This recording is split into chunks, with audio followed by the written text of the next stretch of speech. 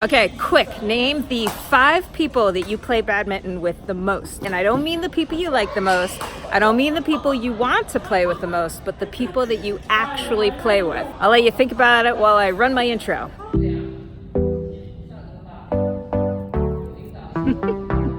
Also, I totally want to thank my new patron on patreon.com, Jonathan.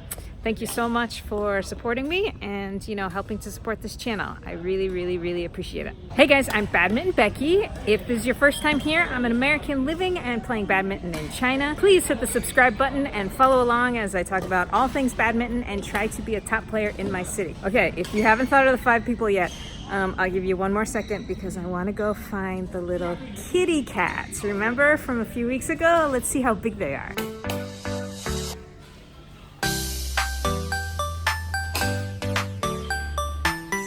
Back here. Hey! Oh, you're so cute. Oh my God, so cute. Look at it. Oh, little butt. There's another one. Hey. I mean, seriously, as if I didn't love this badminton court enough, now there are cats. Perfect. This is utopia.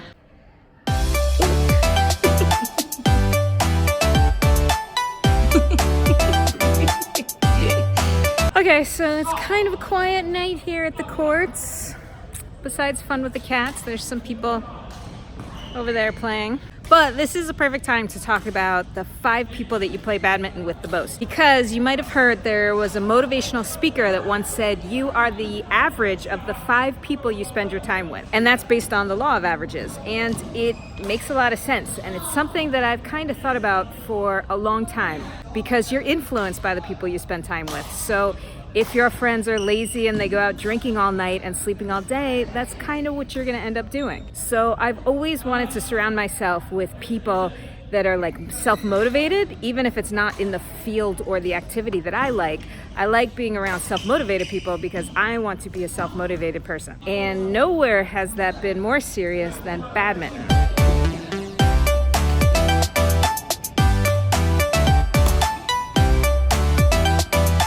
And so when I got serious about badminton, I really thought a lot about that. Like I've said before, when I started, I was with a foreigner group. And the people in the foreigner group I really like. I still like them a lot. But I could tell they were not as serious about badminton as me. They were serious when they played it, but nobody had a coach, nobody was doing training, nobody wanted to enter competitions or anything. And I knew that I was the average of the 5 people that I spent time with or played badminton with. So I knew very early on that I had to make those 5 people as high a caliber as I could.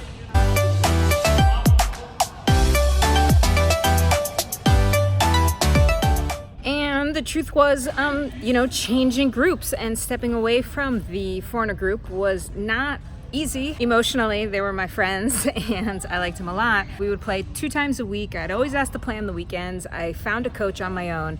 So in that group, I was known as like the crazy badminton player. I wasn't like the best in the group, but I was just, everybody knew like, Becky's the crazy badminton player. And then once my coach opened up his courts and I joined his club, suddenly I wasn't the crazy one. I started playing every day, but so did a lot of people. And I was just kind of one of many. And I was like the weird foreigner, but I certainly was by no means the craziest badminton. And while I liked being considered the craziest and maybe the hardest working in the foreigner group, I was glad to be surrounded by people that were more like me, kind of, I guess you could say.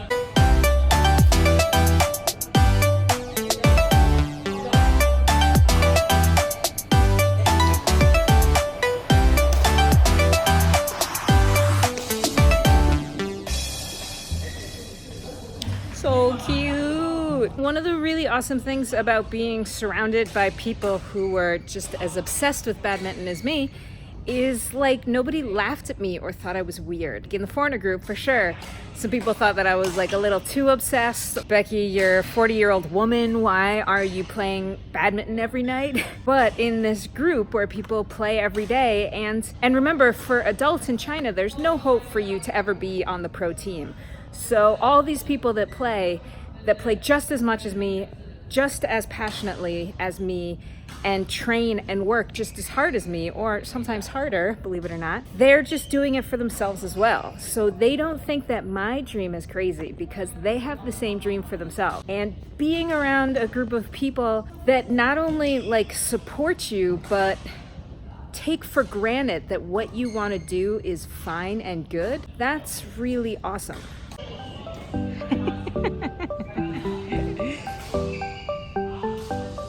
Trying to finish my video, but man, these cats are so cute and distracting.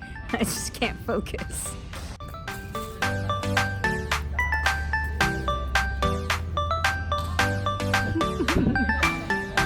Also, when people are as obsessed as you, they know how hard it is to stop or like take a break.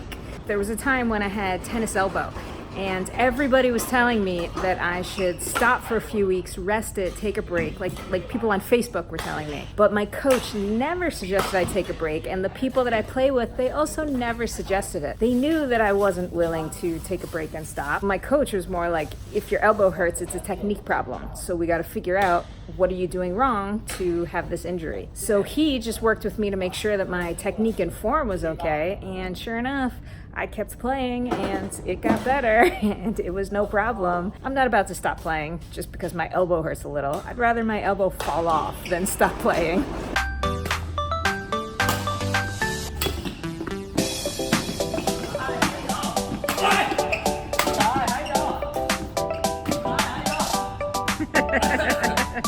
Also, the people that I play with, they have no problem playing till 11:30 at night on a work day, every work day. They'd rather be very tired at work the next day than give up any time of playing badminton.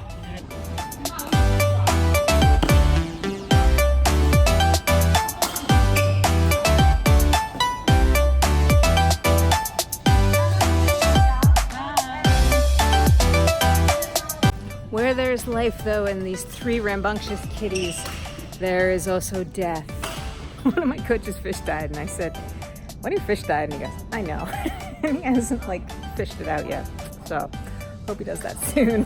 And one thing I've always said about badminton and my badminton journey is I don't play badminton to make friends. Of course, it is an added benefit of playing badminton, but I never wanted to get stuck with friends because I like them and I didn't want to leave playing them. Even if I embarrass myself, even if I make people feel bored, I always want to play with the highest level people that I can play with. And recently somebody wrote a comment that said to improve, I should play with people more my level and not with such a level difference. Thank you for your comment, but I totally disagree. I'm not the kind of person that slow but steady. Well, I am a slow but steady kind of person, but I want to go as high as I can, as fast as I can. And I know I can only do that if I play with the best level people that I can find that are willing to play with me. So even if I kind of annoy people, even if I'm a little pushy sometimes because I want to play with people whose level I'm too low for, I still will be pushy. I'm the kind of person that will improve faster, or I'm the kind of person that could get stuck